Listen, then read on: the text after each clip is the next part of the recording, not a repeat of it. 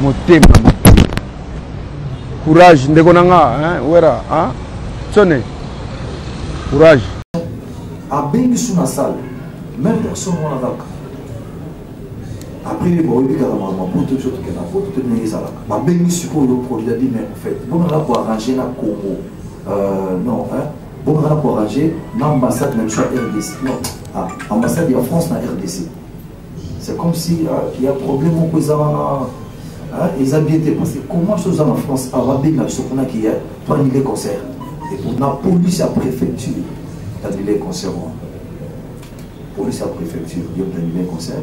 Il y a sabotage, il y a sabotage. Ils ont saboté le pays. Ouais, ça là est Sunda Manan. Boketu. Ah.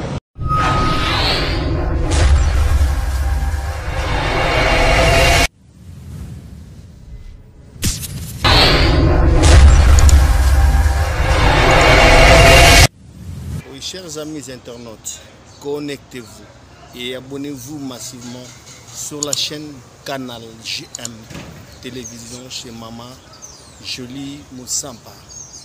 Vous ne serez pas déçus. Moi-même, Rio, je me suis déjà abonné. Et toi, faites pareil. Voilà, merci beaucoup Nabalandino Sobalandaka. L'émission Cédric Eloko, 100% musique. Merci Mingi pour s'abonner à la chaîne Bisso Canal JM Télévision, il y a maman, je lui Moussampa na pesi mbote. Biskani nazolandanga et pourquoi pas na batu tout au s'abonner na chaîne gratuit 5 et 5 mais merci mingi na bana limité mobimba. Na pesi bana limité mo merci et pourquoi pas to pesa merci na bougumestre na biso Douglas Nkulu na au cadre kitoko o azo tsela biso a on a limité juste la 13e mairie en face ka ya commune en tout cas. Na pesi merci mingi. Quand il y a solo ya musique, il y a 100% musique. Tout ça, Tata Malongi, Sénado. Tata Malongi, Sénado, il tout. Oui, déjà Tata Malongi, Sénado. Azananga, et pas une tourbe, t'as dit solo ya. Qui est Tata Malongi? Tata Malongi, Salani, Nakata Monde musique. Pour me remettre à parcours, Moukier, et tu remettre à paix. Na Misala Nayo Asala, Nakati ya vie artistique Naye. Et tu remettre à paix les solo Moukier, il y a président Wiranson. Par rapport, il y a annulation, il y a concert, il y a Zénith de Paris, tout a l'impression qu'il y a Tata Malongi. Merci Mingi, vous continuez toujours pour s'abonner à la chaîne Canal JM Télévision, il y a Maman Jolie Moussampa. Voilà. Et quand on est dans ma cadre sur la Mindoulé, tout ça, Tata Malongi, j'ai dit bonjour Tata Malongi. Bonjour Cédric Eloko. Bonne santé. Quand on permet de vivre, ça va en tout cas, côté santé, ça répond quand même. Jusque là. Voilà. Merci beaucoup. On a aussi Mbote Mingi. On avait un Roger qui couche. Moni Tata Malongi. C'est un Tata Malongi. Papa Wimba. Tuzana Yawa. Roger qui couche. On a aussi Mbote. On a aussi René Moulala. Koudé ya Congo. On a aussi Mbote. C'est un Tata Malongi. Tout le monde a dit solo. Parce que Bélé peut bailler bio déjà. Parce que le monde qu'on présente dans le monde de la télévision, ça quand même habité. Mais on a pu voir Bota Malelo. On a pu voir Bota Malelo. Tata Malongi. Qui est Tata Malongi? Tata Malongi, d'abord c'est un nom baptisé par Feu Papa Wemba, paix à son âme, qui fut pour moi non seulement un collaborateur, mais aussi un grand frère. Parce que c'est grâce à lui que j'ai eu à connaître beaucoup de choses. Donc voilà peu pour le ce qui concerne le nom de Tata Malongi. Donc Tata Malongi t'a baptisé qui a bien Papa Wemba a baptisé qui Tata Malongi. Oh. Yo tix lero e ba ngote Cédric yo po comme ça. Bande konde ba Hollande tamuso yamba la liboso. Na chaîne na biso. Yo Cédric expliquer ba ngo non boy na po ba taba éviter mais yo siko directement aux obisanga yo éviter nga comme on uta pa na e. Uta pa na e. Yango ya mibenga ye papa atikele yo tata. Parce que na salaki ngam na zwaki initiative ya sala bana Malongi. OK. Na salaki bana Malongi po papa Wemba lero wana autaki et pas à pape na Rome. OK. Tanga zongi abi qu'est-ce que tu crois, qu'est-ce que tu penses? Nandé to ça la recrutement oyo. Au lobby toujours rajeunir orchestre. Mais to baptiser bango nini? Mais c'est clair, yo za mondimia catholique. Outé pas pape, actualité zali. Voilà. Pointe yo za la oyo azo pesa bana bango za bana Malongi. Voilà. Adopta qui en 1 minute. Et puis web sanga Voilà. Je te le réciproque autrement. Yo comme sikoyo tata malongi. Bon, il y a Zalaki déjà papa, comité, Azalaki déjà. Il y a Zalaki déjà, il y a Zalaki déjà. Mais comme tata malongi, c'est là où c'est né. Et botami wana, il y a un installé que ngana tika na komba tata malongi. Et puis ce nom-là me responsabilise, ce nom-là me donne du respect, ce nom-là a sa façon de faire sa culture. Ce nom-là, pour moi, je trouve que Azalaki faut profiter pour Nangaï. Okay. Parce que c'est maintenant là, ce nom-là qui me nourrit. Bien que Sénado me nourrit, mais il y a aussi Tata Malongi qui continue à me nourrir vraiment normalement. Voilà. Merci beaucoup, les fidèles téléspectateurs de Boulandi Boki. Comme on a dit, il n'y a pas papa Wemba à Batseke Tata Malongi. Après, il n'y a pas papa Kiti. Ne Kombouana, Akiko Pesa, Tata Malongi. Tata Malongi, on va dire papa Wemba. Rapport ni Oyo Mimela qui est comme Yaliboso, Oyo, le papa Wemba, c'est comme surprise. Mimela qui est Yaliboso, ah! Mimela qui est Yaliboso, ah, on a Zaki Nango. Parce qu'à travers cet art-là, qu'il m'avait adopté, Andimenga Simaya art Nangai. Alingana Zalana Epona Ayebagi, peut-être Naza à niveau nia art na mutu Nangai. Je crois qu'il avait mesuré tout ça là pour savoir quel art que je consomme dans moi, quel art je peux produire dans lui. Donc ça aussi, ce sont les éléments auxquels les salariés à comprendre qu'il faut tous s'allier pour accompagner la mission. Et là, comme sous ce kaka, art que sangsaki, ngai naïe. Et arango, tout le monde a limbo la paix de bérer bazola la biso. Parce que tu es bien mingi. Plus aux ana Katia Mombi a la chanson. Nous avons une qui est passée. Mais non, Robo Sanaté. Quand on parle de ça, on voit la chanson que moi je fais. Ok, c'est ça. Hein? Il y en a plusieurs. Na Bruxelles, référence à Sagui Charoufa. Ambiance à gogo, tout le monde. Saï. On dirait bonne année. Ragodogodogodogodo. À tous les soirées. Saï. On dirait fêtier. Balati kitoko. Malasine lamba. Sous une autre film avantagé. Ba rendez-vous nyonso, c'est na téléphone. Moteur c'est par-ci par-là. Paris to kutana et paya José Kongolo. To monana na Gigina Beverly.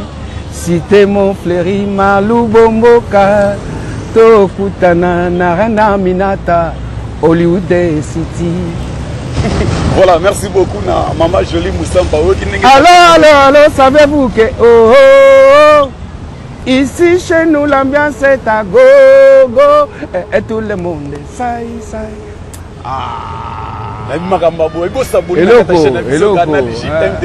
Maman Jolie Moussamba. Et pourquoi pas n'appeler ça mbote na Mave Moussamba na Londres, babi. Cédric est là au fond de la presse à Boakio. Mave Moussamba na Londres, ma Bopo Banque. Na bossa nte kopé ça mbote na ngai na le président 5 étoiles Lumière ya Mboka balobi agence immobilière moderne à moderniser. Makambo agence to lunga sa banzete. To bien encadré na ndabo. Non, que n'a profité de l'occasion de salutation parce que nous avons maman Monson a fait ses mots tété et elle est soumise. Maman Janine na mobile na Roger bana Paris. Na pesi bana Orléans Tumbote. Mobilanzi la Olivier ya binongoyo. Na pesi bana ya Londres Tumbote. O ba binga logo la ba Gilles Mandongo. Na auto zana mwana na mwasi na maman Nicole. Na vacances en tout cas bon retour na biki bokoma bien. Voilà à peu près dans un premier temps. Voilà. Mais au Molobi, c'est très important, j'ai confiance. Parce que nous avons frère qui a une maison, il y a mobilier, Christian, et pas Christian Wondo. 5 étoiles. 5 étoiles. Nous avons un frère qui a un témoignage de la maison, vraiment 1000 confiance. Nous avons tombé le banc, vraiment vous continuez à sens. Je crois en Zambie à Osunga. Parce que la vérité, na bino na moni ya ngo prendre nga yao. Beau frère na nga. Il me témoigner maison. Alors en passant na pesa ba ngoni tout bana maison ngombote. La maison nini Agence immobilière Christian Wendo 5 étoiles. Agence immobilière Christian Wendo 5 étoiles. Lumière à Mboka. Vraiment, il y a un mois. On peut savoir tout à Liban et Kiri à DGRK. Voir grand prêtre, l'homme Makiadi. Voilà. Donc, Kiri, on a petit à Taliban, Lonzoka, Thierry, Zébélé, on a musulmans. En tout cas, on a profité de faire un peu de temps. Voilà, merci beaucoup. Abana Bolandi, Tata Malongi. On peut s'appeler Tata Moko comme on a Gabi. Avant d'aller, moi, place que Vandi. Azala Pembe Niwana. Pembe la commune. Ok. Gabi, Azap Pneumatech. Vraiment, il est côté on a. Vous pouvez couper ça Douglas Koulou. Mais dans aucun des sociétés. Vous commencez à vous limiter. Talandé to Vandi. Talandé to Vandi. Elle peto na peto. C'est ça qui devrait se faire. Ok. En tout cas, monsieur le bourgmestre, avec beaucoup de respect que je vous dois, vous devez mériter tous mes sincères félicitations à ce qui concerne la salubrité. Vous avez fait montre de quoi vous êtes capable. Vu peut-être, je sais que les moyens vous dérangent aussi. Mais quand tu en auras, la volonté elle est là. Ça se présente déjà. Vous êtes sur la bonne voie. Voilà. Amenez-nous comme ça. Voilà. Merci beaucoup. On a beaucoup de Tata Malonga Lobi. Tout ce qu'on a fait depuis la disparition, il y a Papa Wemba. Ça fait déjà 5 ans qu'on a dit Kabiso déjà. Pour ça, je suis rencontré Nini. Tout le Pembe Nina Youssa, Balbi Boitata, Azon Boitata. Mais ça fait déjà 5 ans. Pour ça, c'est pas combattu. Pour ça, je suis rencontré Nini. Bon, Liwa est à Liwa. Ok. Tondima Gakufa. On a personnellement un Ndima Siko Gakufa. Mais il y a quelque chose qui m'arrive souvent, qui me dit que Azali, c'est quoi? C'est sa chanson. Okay. C'est cette chanson-là, à chaque fois quand j'écoute ça, je le vois, je le vis, et on dirait qu'il n'est pas parti. Ce que je supporte vraiment pas son absence, c'est les images à la télévision. Ça, même si vous allez chez moi, vous allez poser la question même à mon enfant, il vous dira, papa ne supporte pas les images de papa même à la télévision. Ça me pique. Je peux l'entendre, je peux l'écouter de loin, de près. Je peux l'écouter de toute façon qu'il avait chanté. Mais, il faut vivre l'image, il faut vivre sous l'image, il boy. Et comment on pique ma casse? Il faut que l'on voit ça comme si on a mon émotion est là. C'est émotion est là, à vrai dire, je te jure. Nini watikela yo? Watikela yo. Ah, osovanda boy. Ko imbatikela nga eloko moko boy, lelo so na sa Tata Malongi. C'est grâce à papa Wemba. Bande ko nyonso canal chez Mbolanda biso ba banana. Ya wana yo lobi déjà. Le bien déjà. Ce qu'on vivre c'est grâce à papa Wemba. Ceux qui n'ont vivre ti lelo yo, je ne peux pas marcher les mots, c'est grâce à papa Wemba. Comme manga na moi niveau wana et sali vinanga. Bien que ça n'ont pas passeport. Mais déjà, et alimentaranga va bien fait ça énorme. Mais il y a un bienfait que nalinga olobaming ezali ponctualité, respect, crédibilité. Ponctualité, respect, crédibilité. Wana ezalaki biloko mingi azali ko enseigner ngai. So obenga lelo. Nana koma kia avant yo. Je suis arrivé avant vous. Et puis, rendez-vous nos pesa qui ça fait combien de temps, mais j'ai gardé ça dans moi. Okay. Et l'heure à laquelle vous avez donné, moi je suis là déjà. Voilà. Bah, facteur on a tous les richesses. Il m'a rendu parent. Il m'a rendu vrai parent. J'étais un artiste en herbe, un artiste volaille, un artiste qui peut aller faire n'importe, peut s'habiller n'importe comment. Mais avec papa, il m'a réduit un peu. Il a dit, vous êtes parent, il faut avoir des réserves. Parce que lui était un vrai parent. Okay. Papa m'était un vrai parent. Le papa me vous voyez, vous avez un balabala, vous allez qui est, on a été un daku. Tout en saluant aussi mère Amazon, papa, mamie, il n'a pas ces mots de pas. C'est pas quelqu'un qui soit comme papa, comme papa, comme papa. Non. Vous avez soni d'abord. Vous avez mawamingi, vous avez So c'est likambo ya passe au moins est affecté. Voilà. C'est ça Papa Wemba. C'est ça la couleur de Papa Wemba. Voilà. Tout la mingi kaka na kati ya lisolo ya Papa Wemba parce que ça yende muntu asala lilo tata mungi azala. Et lilo Papa Wemba azati atiki orchestre vive la musique. On va tout ba ili bana poto mbola na biso. Joli Moussa Bolanda biso mave Moussa pa na London la. Tika na mwana. Tika na mwana. Ngana na ole la vie na ndenga azate parce que c'est lui qui me comprenait. Tout naturellement on me belé peut-être Cédric. Moi je dépendais de Papa Wemba. Moi je n'étais pas un bureau de Vive la musique. Non, ça non. Il y a un bureau à Vive la musique, il y a un bureau à Papa Wemba. Non, j'étais privé. Mère m'a géré en haut. Non, mère m'a géré en haut parce que c'est elle qui détient la clé de la porte de Vive la musique. Même m'a géré l'orchestre. Je sais bien qu'il a des petites difficultés peut-être à sa société. Il Moussala n'a été. À vous avoir des difficultés. Mais Ngaï, à ce qui me concerne, Marama Viva est à la société. Sauf que, que Viva n'a pas vacciné. Tu vois, j'ai parlé des choses différentes. À tout ce qui concerne Viva la musique, l'actualité maintenant de Viva la musique ne me concerne pas. Mais tout ce qui est de Viva la musique avec Papa Wemba, je suis déjà vacciné. Mais vous avez vacciné Viva la musique. Vous avez Viva la musique. Ils ont qu'ils na netro barana bokufa. Ils ont qu'ils na sous-souté. Attends que vous avez vacciné. Pourquoi c'est l'effort? Na oh papa me paye sala yo aux ala lelo. Pourquoi c'est l'effort pour participer? Nani oyo ngai. Nani ondimela ngai. Mama Amazon aza. Na lobi na yo nani oyo ngai, nani ondimela ngai. Nani oyeba ke makamna olo be foiza la bongo. Peut-être c'est papa qui comprenait. Et ça tout le monde a comprendre, papa m'a dit comprendre. Pas nangai. Yo aussi papa m'a linga nga mingi pona za kitoko.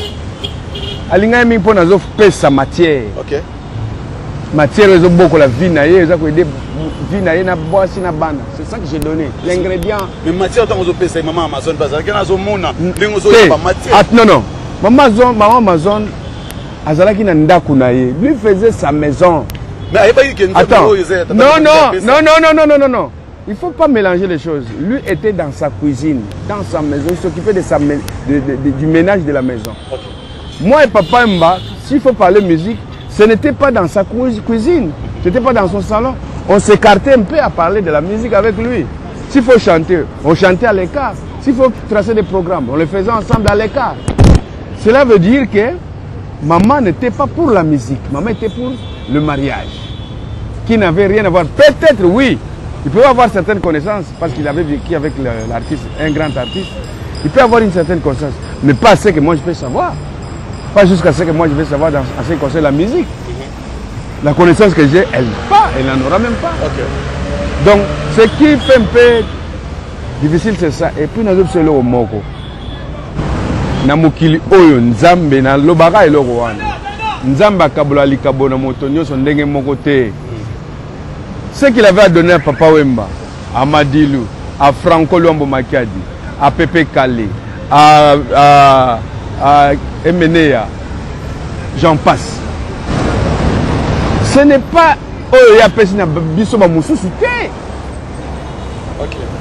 c'est comme si après ça fallu le banane. Ce n'est pas après ça va tourner sur tout pour ne citer que c'est là. Voilà. C'est-à-dire que lumière, on nous a passé quand il a fait. Exacte yango akopesa yo akopesa ngate ya yo ya couleur musu ya nga couleur musu ya couleur mususu ya yo tango zo briller tamsi ye fois dispatcher na baninga faire so tenga kombo na yo ba yoki ba moni yo. C'est ça les Papa Wemba. Ba leader moko impossible à copier. On va copier, on va imiter. Mais tu feras pas ce qu'il avait fait.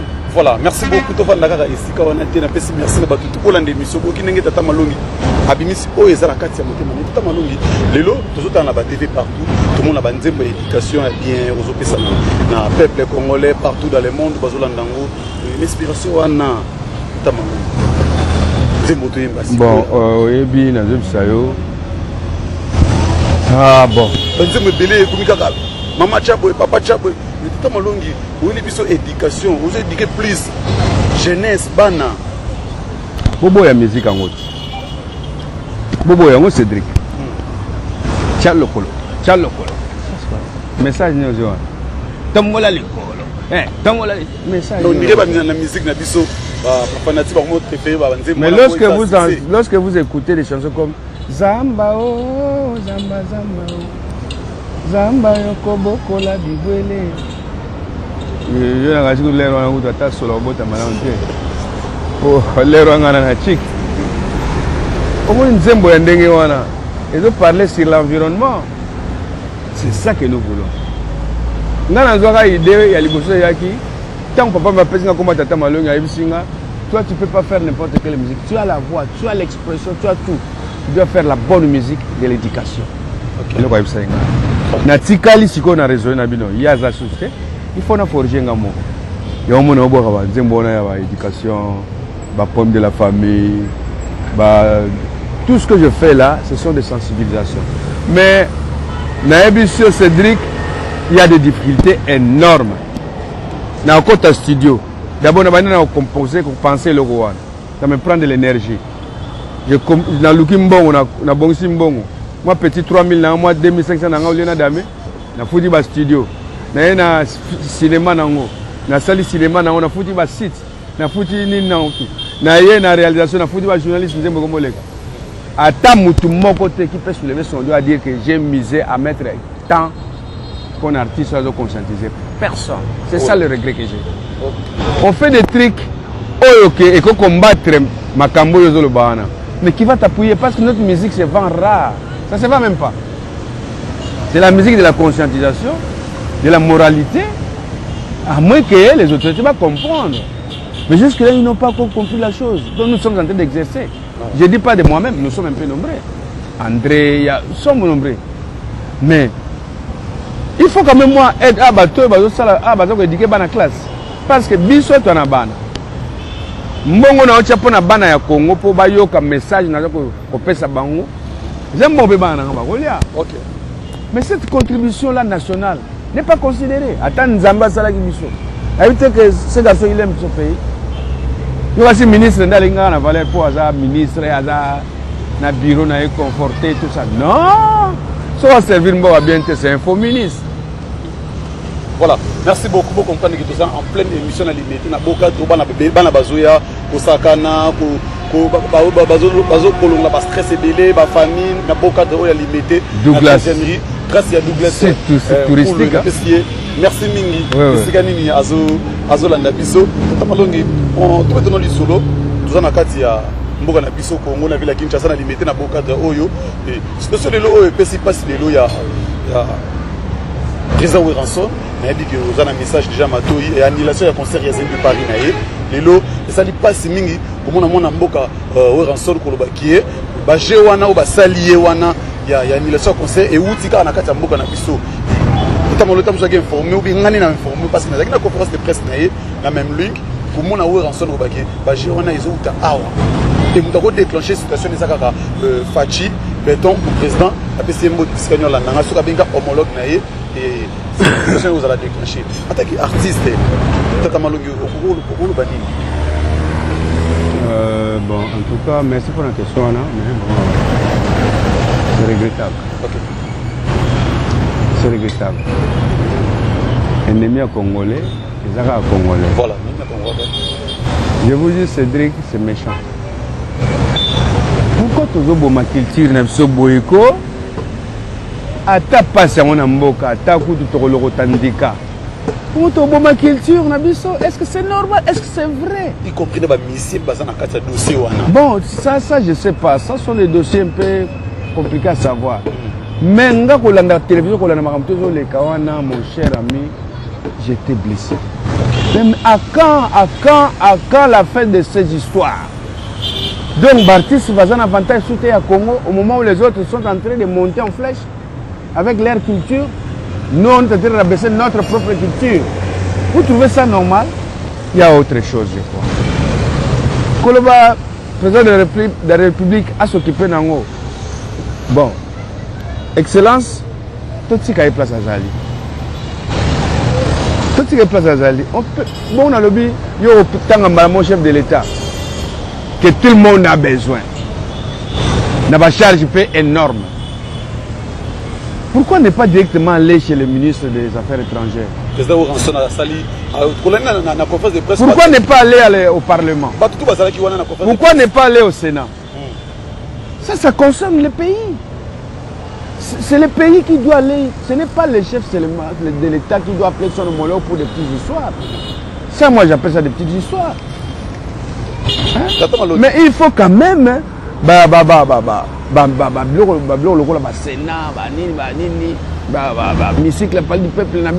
tout ça. Qu'est-ce qu'on va faire pour ces gens? Trouver une solution pour la mission. Musique, attendez, Bokechuchi a une fête chez lui, il va célébrer avec la musique. Okay. Rien qu'avec la musique. Il ne va pas célébrer avec le football. Donc, culture de la taïga. Mais cette culture-là, vous voulez l'amener où? Où est la donc à Bomunzo, tout le monde a battu. À Bongami, c'est une représentation. C'est l'ambassade qui se déplace. Il y a un ambassadeur qui se déplace. Parce que l'artiste est un ambassadeur qui véhicule le message de son pays aussi. Pourquoi ne pas permettre à son artiste d'aller faire ça ailleurs que les autres voient? Mon thème. Courage, Ndegonanga, hein, Ouera, hein, Tsoné. Courage. Dieu n'est pas distrait. Tu là-bas na canal JM télévision, abonné na biso batala message à vous. 10 jours, il faut que je visa lundi. Lundi en haut. Il y a est-ce qu'il n'y a pas moyen d'annuler le conseil de Ouellasson? La préfecture. Mais toi, dans quel but? Qu'est-ce qu'il a fait? Tu as dit le conseil naïf. Oh non, trouve les gens, voilà, machin. À Bengi sous la salle, même personne n'a d'accord. Après, il y a beaucoup de choses qui ont été faites. À Bengi suppose le produit, il a dit, mais en fait, bon, on a pour arranger la Congo. Non, hein? Bon, on a pour arranger l'ambassade même sur RDC. Non, l'ambassade de France dans RDC. C'est comme si il y a un problème aux ils ont bien été passés. Comment chose en France a bien ce qu'on a qui est pas annuler concert. Et pourtant, nous c'est la publicité, vous dépensez bon délai, donc c'est pas normal. L'herbe a bien biso, tout y est bissé de sous. Maintenant, on a dit non, on a dit le aussi.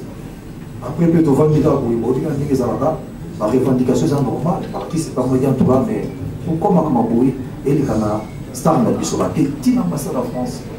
Revendication est en droit. Il y a un bétaté, un maté, il y a un peu savoir son visa. Après, il y a un peu de choses. Tout ça menacé, il y a un bomba, il y a un concert. La police à préfecture, il y a des concerts. Police à préfecture, il y a des concerts. Atindi dans la salle, atindi les producteurs, atindi les ambassades. En gros, c'est pour ça qu'il y a un travail. Qu'est-ce qu'on peut faire? Parce que en tout cas, l'autorité ne va s'impliquer avec le campo, s'il faut dire la vérité. En tout cas, un moment, il faut remercier l'homme. Parce qu'il par tous les moyens. Mais, il y a un choix. Or, spectacle, on a une bombe qui peut présenter la Paris. Là-bas, il y a un moment dans la chaîne habitale. Le tout ça coincé dans le Congo pour la Nini. Tu bêta reçu les bandes. Beaucoup de gens ont acquis des graffiteurs. Un millionnaire, ou bêta bêta. Mais on était souci dans la des avanes. Pour la jeune, pour la jeune. Comment les lots, comment les lots étrangers, les artistes, ils sont là. Dans la succès, est-ce qu'on va l'équipe en art? Je ne pense pas. Et ça a monté. Alors, pour décanter la situation, vous avez que concert beaucoup. Il y a réconciliation entre les artistes.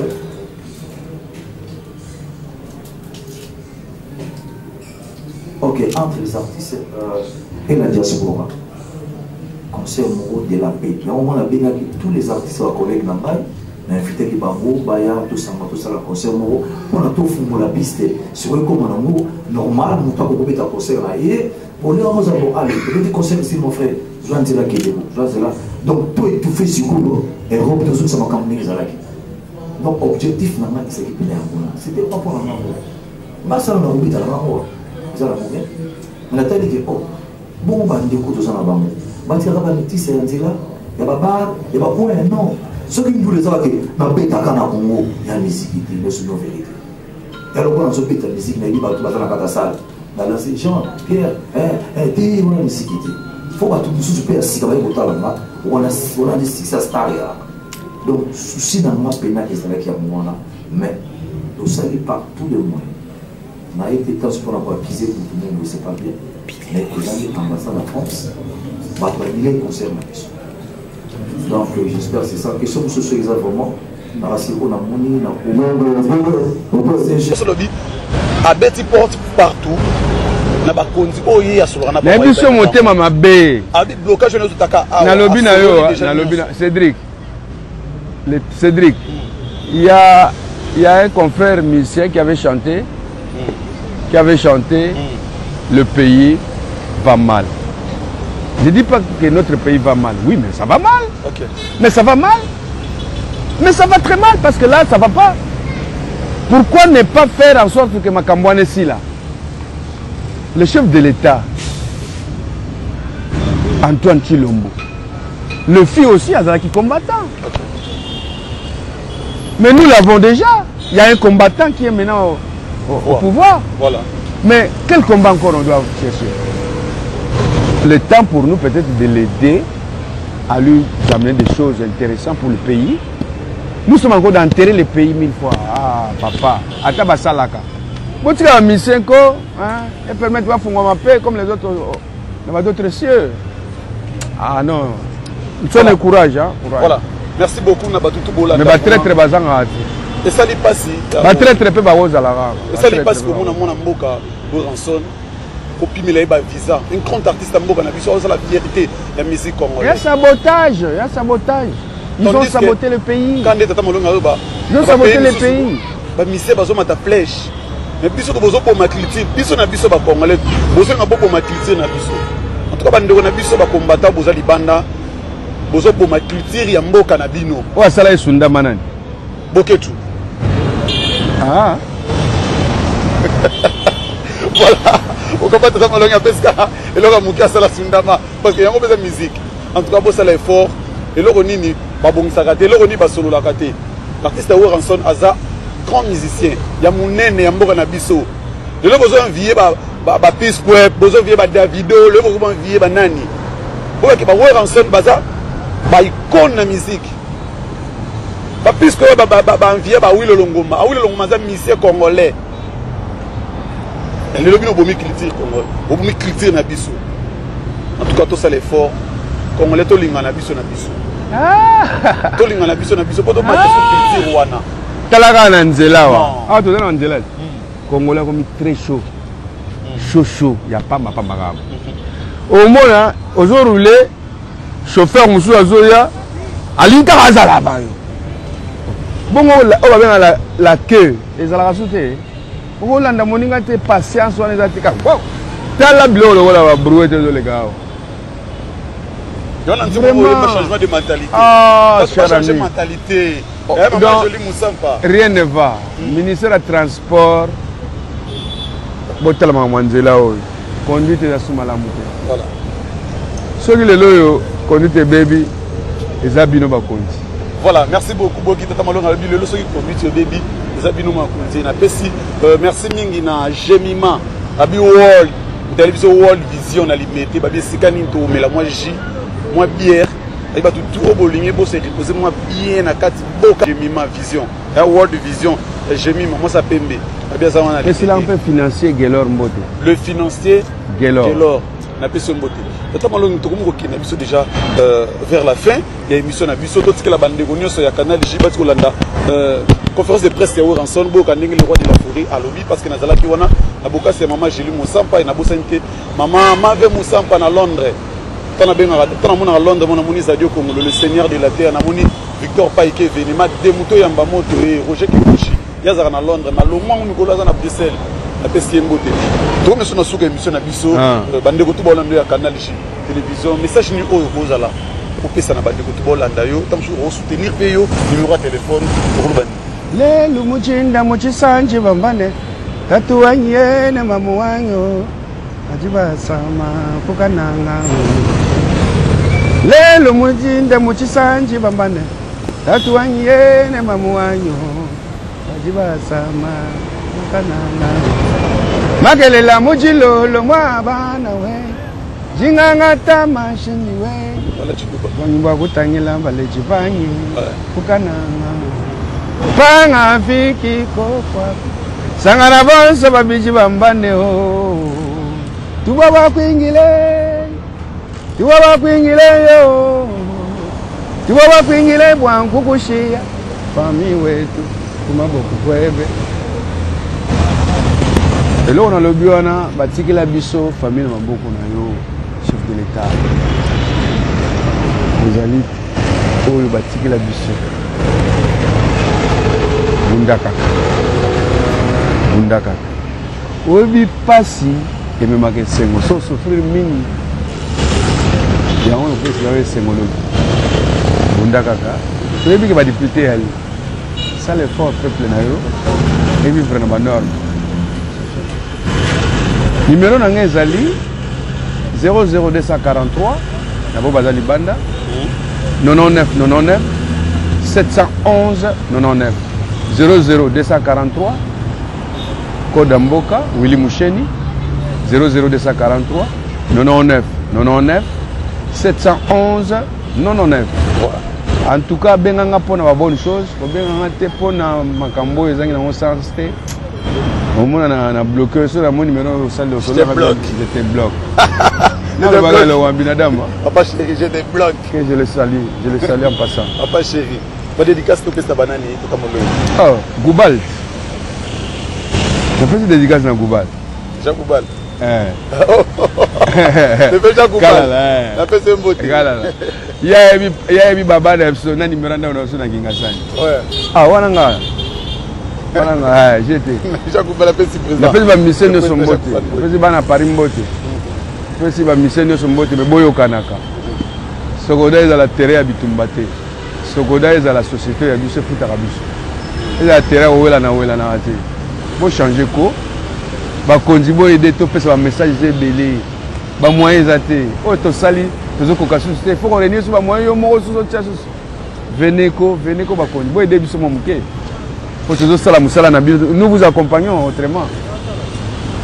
Vraiment possible que moi Sokoda na yeba pe tata mondo. Na Sokoda wana. Biso côté.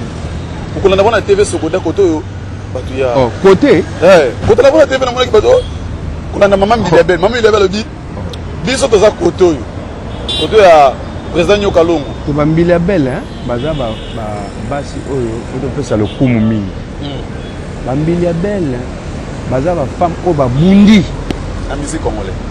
Talaba star ne ba match à la moine. Boli boma art na biso ya critique congolais kaka bo wapi ba pièce rare. Boni biso na biso ba congolais tozo poma na kaka boy na Côte d'Ivoire maman Milabel azalaka te.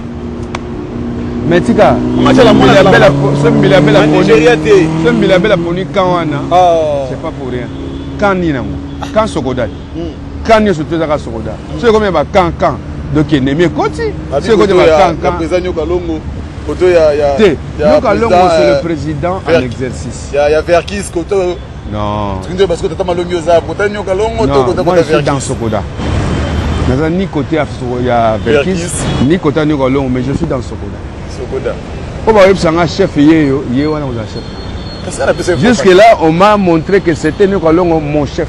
Ok. Je le respecte, j'entends ce qu'il me parle. C'est ça. Nazana el moroto el bono. Ce qui se va changer mutu. Na kwa derena mutu wala. OK. Naza vraiment celui qui est au centre de tout ça. Sauf qu'il y a des conseils à prodiguer. Il faut mutu mtaeba que toute la grandeur monte, taille monte musicalement parlant. Voilà. Yo comparer musique on a sana nyoka longa ça sali. Ba musique vient na ça sali ngana ko sala. Nana sala attaque peut-être quelque chose dans monter. Musique lombo malgré kufa. Oui, ça là, non, ça là. Nous disons que papa ou Mbayembi na mokili. Il n'y a pas photo, il n'y a pas mesure. Donc pour ne citer que c'est là. Alors il faut quand même moi respect ça là. Ils ont été profiter parce que na komi ko frôler Nyoka Longo, na zo mona so Nyoka Longo.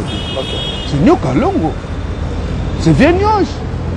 De Bombas. C'est le côté de Nyoka Longo. Hein? Bon, biso peut to bosater que Verkis qui a Mwangana. C'est l'ancêtre aussi de la musique. Vous voyez là où je suis au milieu. C'est l'ancêtre de la musique congolaise que nous ne devons pas aussi négliger. Parce qu'il a fait des dons et des dons aussi que tout le monde reconnaît. Mais, dans la gestion, c'est là où il y a peut-être un petit problème. Voilà. Mais en résumé, moi je dirais, tous ces mondes-là ont dirigé la Soneca à l'époque. Où en sommes-nous aujourd'hui avec ce Soneca?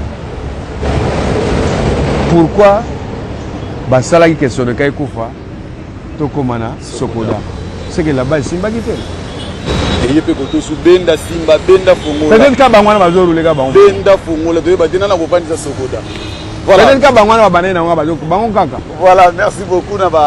Bande connaît sur la émission Oyo 100% musique et c'est que loko. Merci mimi ba abonner na linga petit na mo bona linga pese mbote mingi petit na nga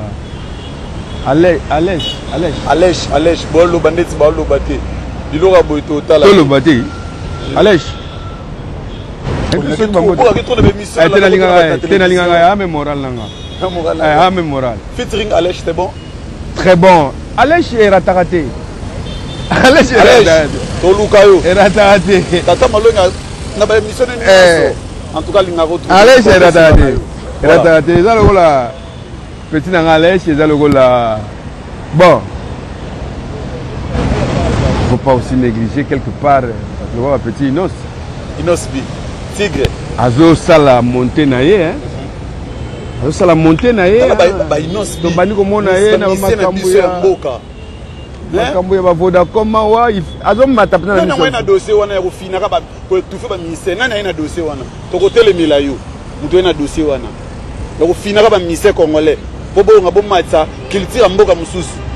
Est-ce que tu comprends na Schengen na wate il y a un problème balobi vote angolo camion angolo inzo angolo au petit frère beaucoup balobi soki to ko nager kaka papa we malingaki pe bilele au petit frère beaucoup tout solo na leki ya beaucoup o ezani na makulu tout monde convert all star nouveau modèle caméraman a zoomé ngana ne logo nan o pièce à suka mikolo à Converse Converse papa madaola ta Converse mingi pièce na ya ketch zaki o pantoufle na ya daola ta mingi zaki all star oza collection sika all star collection ozango donc lukango malongi lukango oza papa we mbata tikala ka bigi mukolo ko sala te beta mundu ke ko kanga poto to mona ko za lelo awa batuno bala tsango te bon ndega olobi mais ba pièce papa mba pesa ngana pona nzoto na la tango mingi soute OK na tala ngolo kola si tu montre nanga ote montre na la tango ba cérémonie bien top montre papa Melax mais na sala montre oui si on a sala ngoma ba 18 ans de pas pesa ngoma ça ne faut pas négliger ce monde cette montre elle est jolie voilà.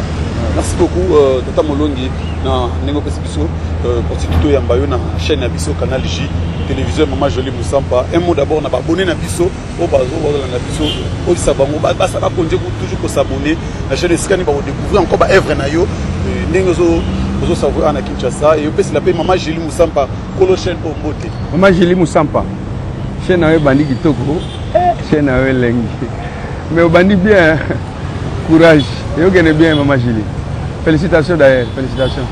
De toute façon, ngana uzana tout moment so benga na oyana parce que na sentir niveau de technicité les moi likolo. Et voilà quoi. Et puis émission na yo est propre. Ça n'est moi sorti de l'ordinaire quoi. Je vous salue un moment, je vous salue. Abonné na biso ba continuer à vous abonner. Si mais tanga na déjà abonné. Tanga passeuse zali, tanga passeuse zali. Il faut s'abonner. Mave Moussampa na London, Mave Moussampa yazaka na Londres na PC Mbote. Maboko banque ya so bois qui après 2 jours 3 jours solo. Mon PC Ibuba Changenge équaliser fongo la porte. Mon PC Ibuba Mbote té. Le président Ibuba Changenge, elle s'est un fou de la presse. Faut qu'il traîne à parler tout ça la même mission parce que nous avons pas générique à la minute oh je sais que tu peux intervenir. Vous savez la minute. Mais je sais qu'à bois qui niveau moko. Très bien, moi j'aime comme ça. Je sais qu'à ça peut-être Koyoka na soumité, mais je crois et le ça va lui remonter encore. Bandeko, au que le dossier ya Ibuba o na bossa na papa Tata Malongi. Bandeko belé ba komelenga babi Ibuba Changenge ba nzembo belé o bete pa ya papa chéri. ntango azalaka na wenge bambwa wana babie moto komela ata mbongo te non